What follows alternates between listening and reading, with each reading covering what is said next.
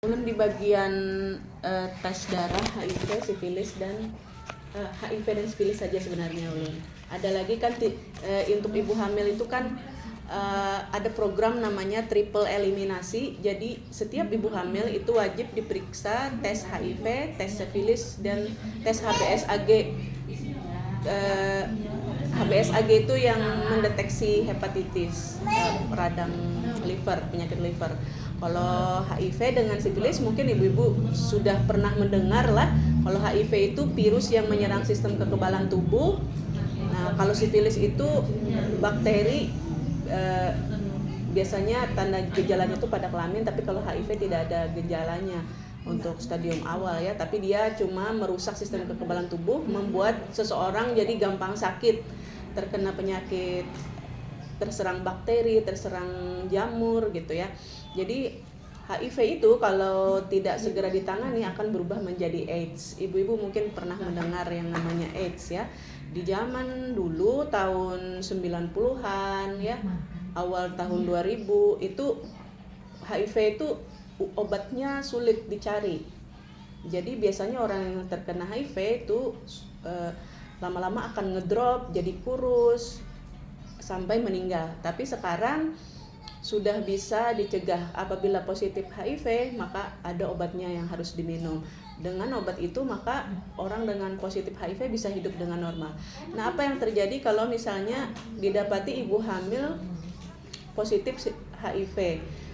Maka ibu itu harus meminum obat HIV namanya ARV. Di puskesmas sudah ada gratis.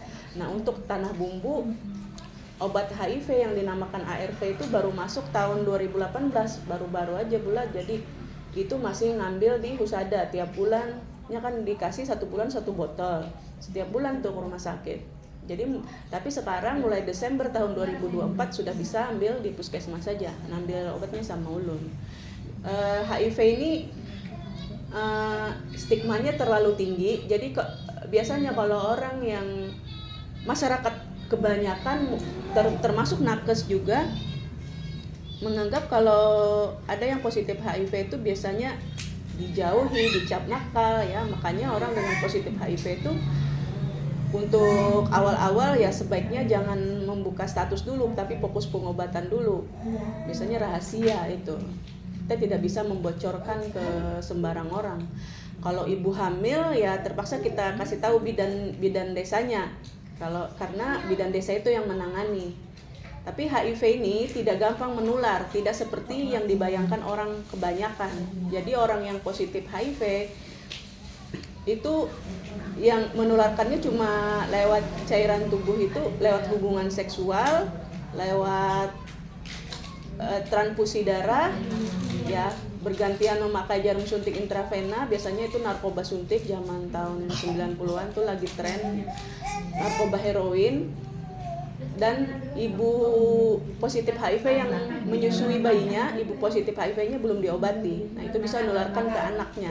Anaknya nanti sakitnya nanti setelah berapa bulan kemudian, atau ada juga yang kasusnya dia umur berapa bulan meninggal, ada yang cepat sekali kena TB ya.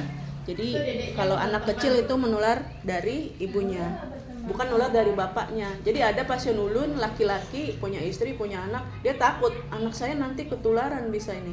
Enggak, dari bapak ke anak nggak bisa nularkan dari mana, kecuali anaknya melecehkan, bapaknya melecehkan anaknya mungkin. Tapi kalau ke anak itu ibunya yang nularin. Jadi ibu tertular dari suami.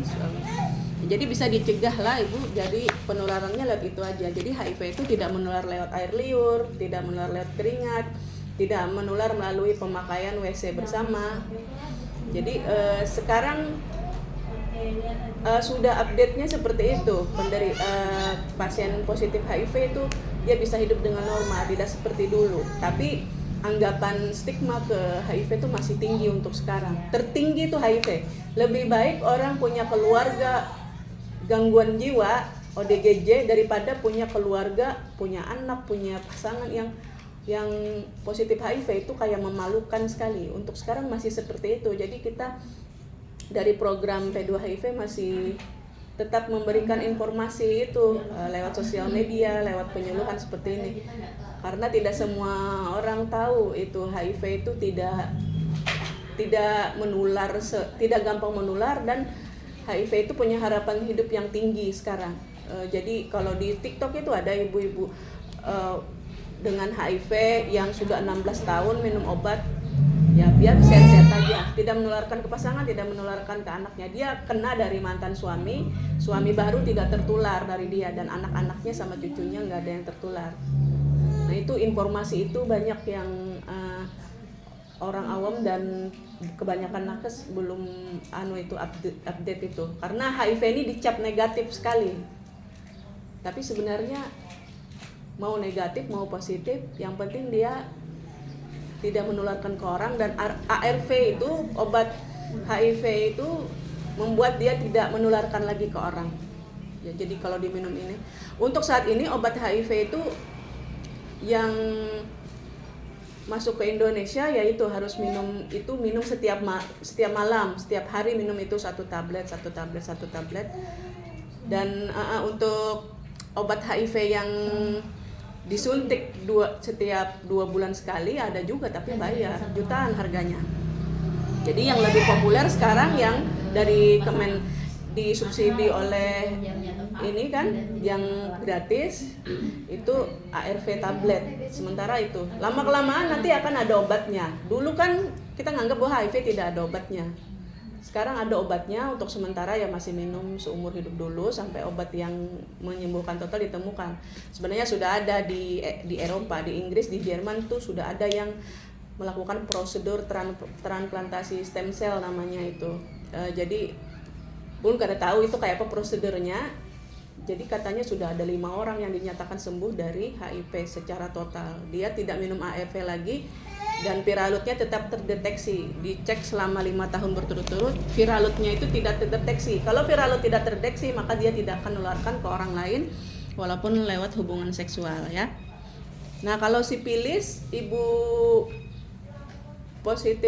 hamil dengan positif sipilis itu sudah sering beberapa kali kita temukan ya. Tapi kalau sipilis ini kan ada pemeriksaan lanjutannya, pemeriksaan titer namanya. Kalau titernya sudah rendah sekali itu tidak terlalu ngefek. Jadi sekarang nih melahirkan normal pun nggak apa-apa gitu. Dia cuma terbaca antibodinya aja. Ya ibu-ibu, apakah ada yang mau ditanyakan itu? Sampai situ aja lah materi ulun. Kalau terlalu banyak nanti pusing. Jadi pian kalau misalnya mengenal orang yang benar-benar dia positif HIV, jadi HIV positif itu tidak bisa ditentukan lewat gejala. Kita tidak bisa melihat orang, oh ini jangan-jangan HIV nih. Tidak bisa. Kadang yang bergejala dites HIV negatif, kadang yang tidak bergejala dites HIV positif, karena dia belum merasakan gejalanya yang stadium lanjut. Bisa bertahun-tahun dia tidak sakit, tapi selama bertahun-tahun tidak sakit dan tidak minum obat tuh bisa menularkan ke pasangan seksualnya atau menularkan lewat transfusi darah. Tapi PMI sekarang sudah ini sih, ada alat untuk deteksi HIV dini. Jadi biasanya kalau kita mendonorkan darah, kalau tidak dihubungi itu biasanya negatif aja HIV-nya, tapi kalau dihubungi ini reaktif HIV-nya disuruh cek lagi biasanya. Jadi darahnya tidak dikasihkan ke orang. Nah, itu Bu. Jadi HIV itu tidak semenakutkan zaman dulu lah. Jadi memang Tanah Bumbu tuh kedua tertinggi di Kalimantan Selatan HIV positif setelah Banjarmasin. Mungkin faktor dari banyak pendatang, terus pendatang yang ada kayak tempat hiburan malam. Banyak hiburan malam yang mungkin karyawan tambang merasa ada duit hiburan gitu, tapi perempuannya itu padahal udah tertular misalnya jadi tertular juga ke laki-lakinya. Tapi banyak dalam artian dia sehat-sehat. Yang bahaya itu HIV positif ketahuannya nanti sudah sakit jadi AIDS. Nah, itu yang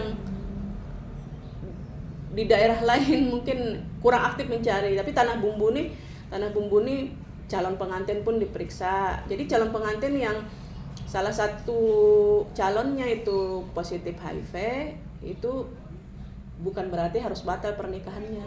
Itu bisa aja terus menikah, bisa dicegah ke pasangannya menularkan, ada caranya. Itu nanti di konseling biar tidak menularkan ke pasangannya. Dan orang yang positif HIV itu boleh umroh dan haji. Beda dengan yang TBC. Nah, orang yang positif HIV kalau tidak diobati gampang kena TBC. Nah, TBC-nya ini yang nular sekali, lewat sendok, lewat gelas diminum sana, kemudian lewat batuk, percikan batuk, itu bisa cepat nular ke kita. Kalau kita nggak tahan bisa tertular.